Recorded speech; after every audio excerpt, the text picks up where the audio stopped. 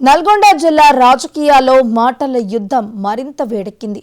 మాజీ ఎమ్మెల్యే గాదర్ కిషోర్ కుమార్ నోరు అదుపులో పెట్టుకోవాలని, లేని పక్షంలో తీవ్ర పరిణామాలు తప్పవని నల్గొండ డీసీసీ అధ్యక్షుడు పున్నా కైలాష్ నేత హెచ్చరించారు. ముఖ్యమంత్రి రేవంత్ రెడ్డి, మంత్రి కోమటిరెడ్డి వెంకటరెడ్డిపై గాదర్ కిషోర్ అనుచిత వ్యాఖ్యలు చేశారని కైలాష్ నేత ఆగ్రహం వ్యక్తం చేశారు. తెలంగాణ విద్యార్థుల త్యాగాలతో 2 సార్లు ఎమ్మెల్యేగా ఎన్నికైన కిషోర్ కుమార్ అక్రమ పద్ధతిలో 100 కోట్ల సంపాదించాడని ఆరోపించారు. కేసీఆర్, కేటీఆర్ మొప్పు పెందేందుకు అనుచిత వ్యాఖ్యలు చేస్తే తగిన బుద్ధి చెబుతామని హెచ్చరించారు. అభివృద్ధిపై చర్చకు రావాలని ఆయన సవాల్ విసిరారు.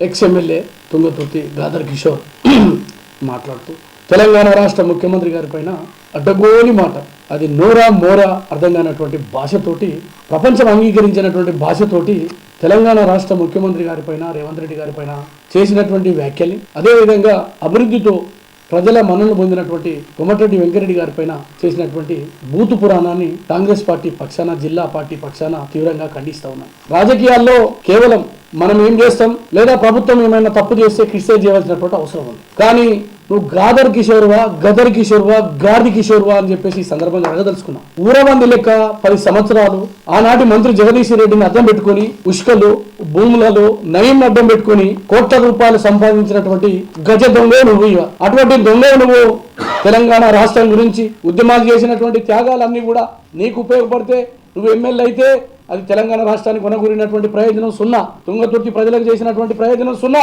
సిగ్గు, లజ్జ, మాన అభిమానం లేనటువంటి నువ్వు ఇవాళ బూతు పురాణంతో ముఖ్యమంత్రి మాట్లాడుతున్నావు. రాబాయ్ కిషోర్, నాలుక తెగ్గొస్తామని సందర్భంగా హెచ్చరిస్తా ఉన్నాను. దొరలు, దొంగలు, దోపిడీదారులు, దండుపాలెం ముఠా తెలంగాణ రాష్ట్రానికి 10 సంవత్సరాలు దోచుకుంటే వారు చెప్పులు మోసినటువంటి నీచుడవు అని సందర్భంగా మనం చేస్తా ఉన్నాం. విద్యార్థి నాయకుడు అని చెప్పుకున్నావు, ఉద్యమాలు చేసిన చెప్పినావు, ఏ రోజన్నా నిరుద్యోగుల గురించి మాట్లాడినావు?